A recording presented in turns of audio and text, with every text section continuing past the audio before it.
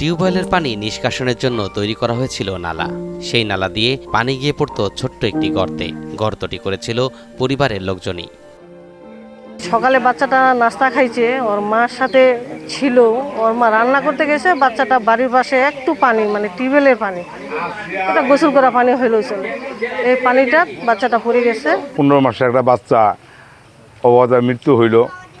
এইভাবে যাতে কোনো বাচ্চার মৃত্যু না হয়, এটা আমি আমার 8 নম্বর ওয়ার্ডের বাসিন্দাদেরকে বিশেষ করে অনুরোধ করে বলবো যে এইরকম গর্ত বাড়িতে কেউ করবেন না, এরকম পানি করবেন না। এগুলা আপনার সচেতন থাকবেন, সবাইকে বলবেন, সবাই যাতে এইভাবে সচেতন থাকে। কে জানতো এই গর্তের পানি কেড়ে নেবে 15 মাসের ফুটফুটে শিশুটির প্রাণ। এখানে টিউবওয়েলের নালা ছিল, টিউবওয়েলের ময়লা পানি টানি পড়তো, আর নালাটা কোথাও ঘেরা দেওয়া ছিল না, মোটামুটি নালাটা এক কোমর গর্ত আর কি। তো বাচ্চারা খেলতে খেলতে কখন বাসার ভিতর থেকে এখানে বাইরে আসে পড়ছে কেউ বুঝতেই পারেনি।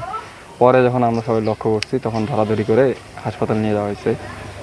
টিউবওয়েলের গর্তটার কারণে এই অঘটনটা ঘটছে আর কি।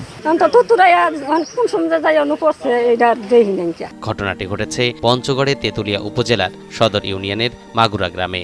পরিবার সূত্রে জানা যায়, সকালে বাসায় পারিবারিক কাজ করছিলেন শিশুটির মা বানেছা আক্তার।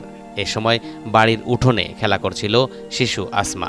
সকালে আমরা একসাথে খেললাম, খেলার পরে এই নিয়ে বালুর মধ্যে খেললাম, খেলার পরে আবার দোকানে নিয়ে গেলাম, মজা টজা খাইলাম, পরে খালি খেলে আবার আমরা খালি ওই পাশে গেছি। পরে শুনলাম এইসব চিৎকার চেঁচামেচি, পরে আবার হাসপাতালে নিয়ে গেল, পরে উনি দিকে মরা বলছে যে মারা গেছে। খেলা করার এক পর্যায়ে পরিবারের সদস্যদের অগোচরেই গর্তে পড়ে যায় শিশুটি। অনেক খোঁজাখুঁজির পর শিশুটির লাশ গর্তের পানিতে ভাসতে দেখা যায়।